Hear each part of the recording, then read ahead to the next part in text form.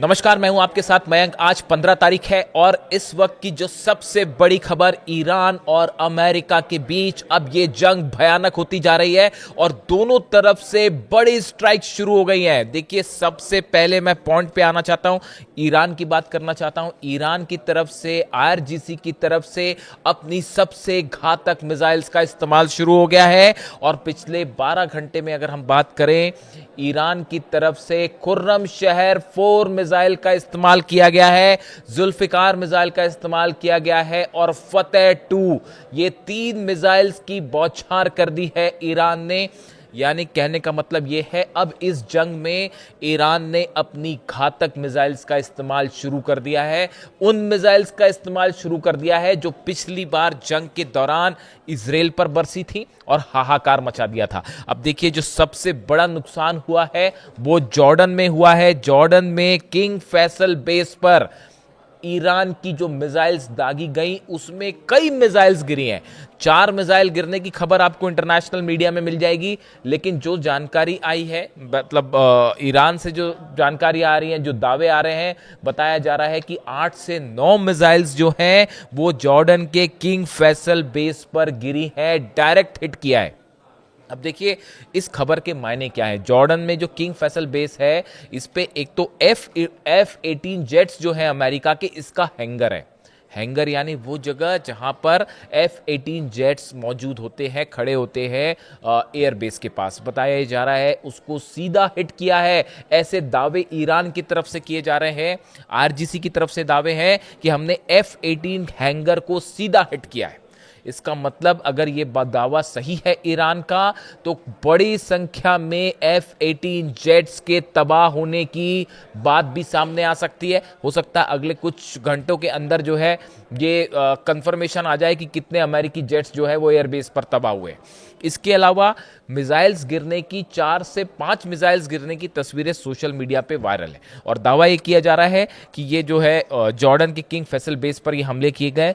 इन हमलों में फतेह 2 मिसाइल का इस्तेमाल किया गया है, खैबर शेकन मिसाइल का इस्तेमाल किया गया है। देखिए, ये वो मिसाइल्स हैं जिनको हमने पहले भी देखा था कि अमेरिका का ना थार्ड सिस्टम रोक पाया, ना पेट्रियट रोक पाया, आयरन डोम जो इजराइल का है वो भी नहीं रोक पाया। ऐसे में एक बार फिर ये बात सामने आ गई है कि अमेरिका का डिफेंस सिस्टम बुरी तरह से नाकाम हुआ है ईरान की मिसाइल्स को रोकने में और जॉर्डन में बड़े नुकसान की खबरें हैं, ऐसे दावे ईरान की तरफ से हो रहे हैं।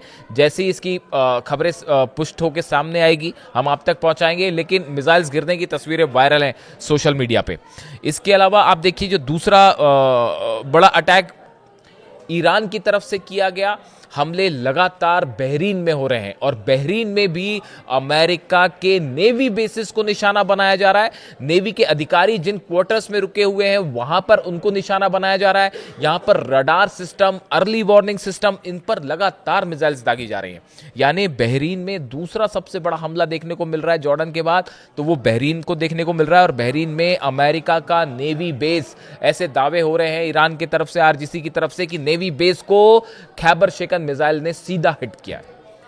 कल भी हमने देखा था इस तरह के हमले हुए थे और एक बार फिर बहरीन निशाने पर है। इसकी बड़ी वजह है जो हमले हो रहे हैं ईरान में, वहां कितना नुकसान हुआ है इसकी भी जानकारी दी जाएगी आपको। लेकिन जो हमले हुए हैं उसमें जो जेट्स ने टेक ऑफ किया, अमेरिकन जेट्स ने, इसमें बड़ी संख्या में जेट्स ने बहरीन के बेसिस से टेक ऑफ किया है। बहरीन का नेवल बेस जो है वहां से जेट्स ने टेक ऑफ किया है जो ईरान पर हमले कर रहे हैं, इसलिए सबसे बड़े निशाने पर जो है वो बहरीन भी है। इसके अलावा कतर में लगातार हमले हो रहे हैं, कतर में कई ठिकाने जो हैं उनको निशाना बनाया गया है। और देखिए, कल सऊदी की बात की थी मैंने आपको बताया था कि सऊदी में किस तरह से आभा एयरबेस जो है उस पर मिसाइल्स गिरी है।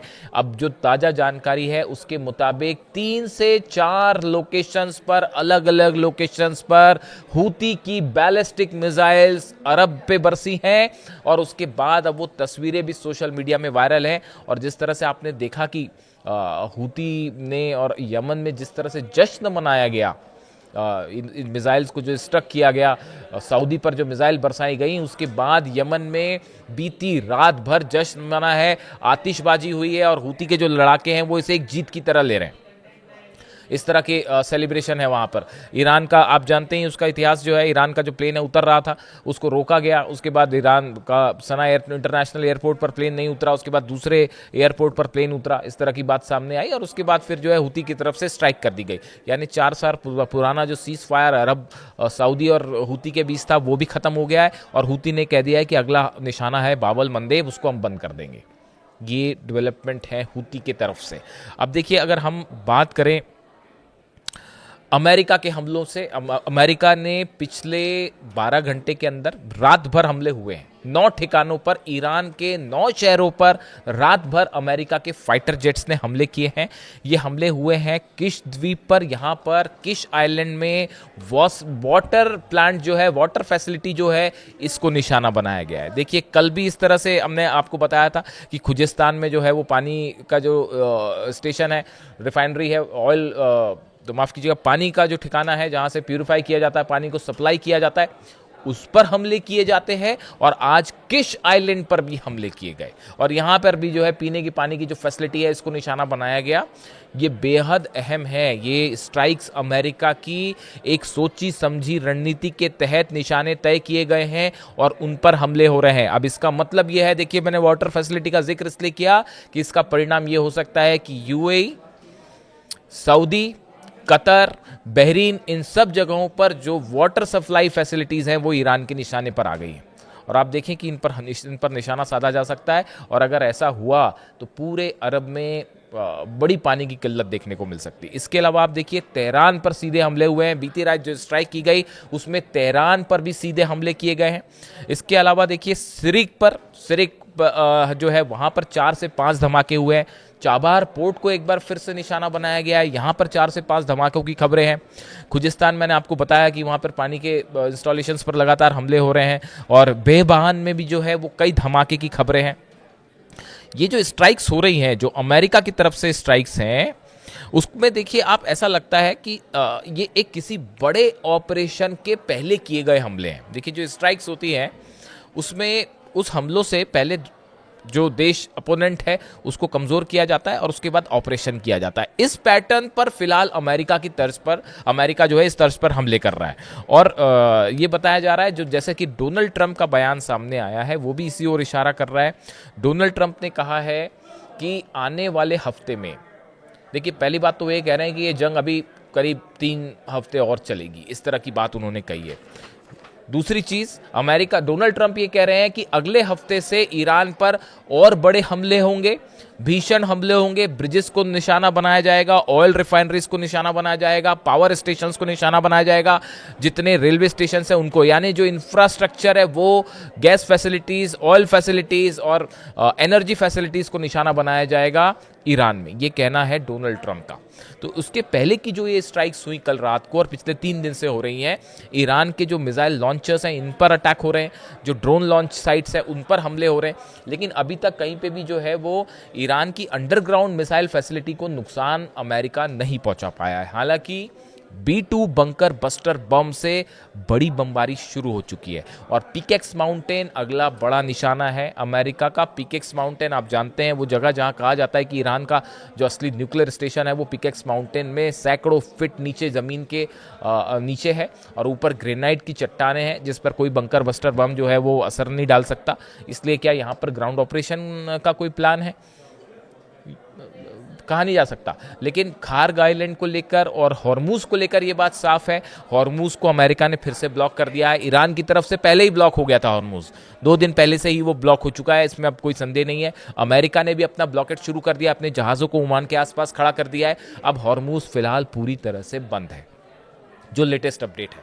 यानी अब ये जंग एक तरफ ईरान की मेनलैंड पे हो रही है, अरब देशों में बम बरस रहे हैं और हॉर्मूज में भी लगातार बड़ी बमबारी हो रही है और अमेरिका के कई जहाज़ों पर हमला किया है ईरान ने, ऐसी खबरें हैं। 9, अगर हम पिछले 3 दिन की बात करें, 48 से 72 घंटे की बात करें तो 9 जहाज ऐसे हैं हॉर्मूज पर जिस पर हमले किए गए हैं और जिनको बड़ा नुकसान पहुंचा है।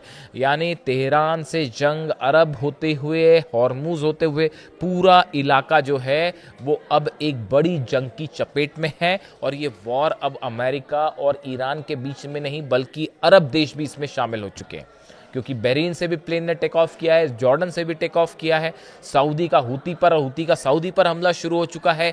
यानी अब ये मामला एक ऐसे जंग की तरफ आगे बढ़ रहा है जिसमें शायद इसे ऑल आउट वॉर भी कहा जा रहा है। और अब देखना यह है कि अमेरिका कब तक हमला कर जारी रख सकता है, क्योंकि डोनाल्ड ट्रंप आप जानते हैं कभी भी बीच में अनाउंस कर देते हैं वो कि बातचीत हो रही है और हमले रुक जाते हैं। लेकिन अब ईरान की तरफ से जो बयान आए हैं बेहद गंभीर बयान है। देखिए, ईरान ने कहा है कि अब ये जंग तब तक जारी रहेगी, आर पार की जंग होगी, जब तक हम जीत नहीं जाते जब तक हम जंग करेंगे। यानी शायद ईरान की तरफ से इस तरह के बयान सामने हैं कि अब ये जंग कभी सीज फायर कभी जंग, ये वाली चीज़ अब नहीं चलेगी और ये आर पार की जंग होगी, इस तरह की बात हो रही है। यानी देखिए, फिलहाल के जो अपडेट्स हैं वो मैंने आपको बताए कहाँ कहाँ हमले हुए हैं और हालात अब इस ओर बढ़ रहे हैं। देखिए, रूस और चाइना की मैं अलग से बात करूँगा इस जंग में, अब उनकी क्या भूमिका होने जा रही है। लेकिन फिलहाल अरब जल रहा है, तेहरान में बड़े हमले हो रहे हैं, हॉर्मूज पूरी तरह से बंद है।